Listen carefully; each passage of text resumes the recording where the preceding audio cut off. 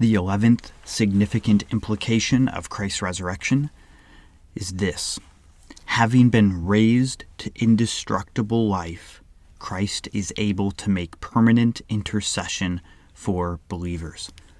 A key passage here is Hebrews 7:15 and following, and the author of Hebrews says this: "This becomes even more evident when another priest arises in the likeness of Melchizedek, who has become a priest not on the basis of a legal requirement concerning bodily descent."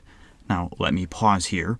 The author of Hebrews is arguing that Jesus is a better priest of a better priesthood, specifically that he is in the order of Melchizedek, not in the order of the priests from Aaron's line. The priests from Aaron's line, as he said, were such on the basis of a legal requirement concerning bodily descent, that is, they descended from Aaron. Jesus, of course, is not from Aaron's descent, and so when he emerges as the priest, he does so belonging to a different priesthood altogether. And he clarifies here with this "but" statement, not in the priesthood of Aaron, but where does he get his priesthood? By the power of an indestructible life, referring to Christ's resurrection. Christ now has an indestructible life because he has been raised from the dead.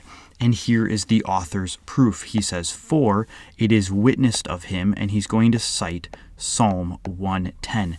This is one of the most commonly cited Old Testament passages in the New Testament, speaking about this messianic kingly figure who is not only a king, but also a priest from the line of Melchizedek. And so Psalm 110 says here, "You are a priest forever." Notice that, the forever idea. After what? The order of Melchizedek. If we skip down to verse 23, the author continues, "The former priests," that is, those from Aaron's line, "they were many in number because they were prevented by death from continuing in office. But he," that is Christ, "holds his priesthood permanently." Why? Because he continues forever. And that's where that word is coming from. We've already seen that in Psalm 110. Consequently, Jesus is able to save to the uttermost those who draw near to God through him, since he always lives to make intercession for them. And so the author's point here is that Jesus, one of the ways at least in which he is a better priest, is that unlike the former priests who died and were only able to serve for so long, Christ is able to serve permanently. He always lives. He continues forever because of his indestructible life. And thus he is able to make a better intercession. Now, this idea of intercession, this is really the idea of, similar to how the Old Testament priests, the priests from Aaron under the Old Covenant, would mediate for the people before God, so Christ is able to go before God on our behalf and plead our case. This isn't saying that somehow Christ's work is lacking. Christ's work is finished. As he said on the cross, it is finished, it is complete. And so his intercession isn't somehow adding something to his finished work that is incomplete or insufficient, but you might think of it this way: it is the constant application of that work in the presence of the Father. It is him representing us and representing his death on our behalf constantly and forever, always before the Father for us.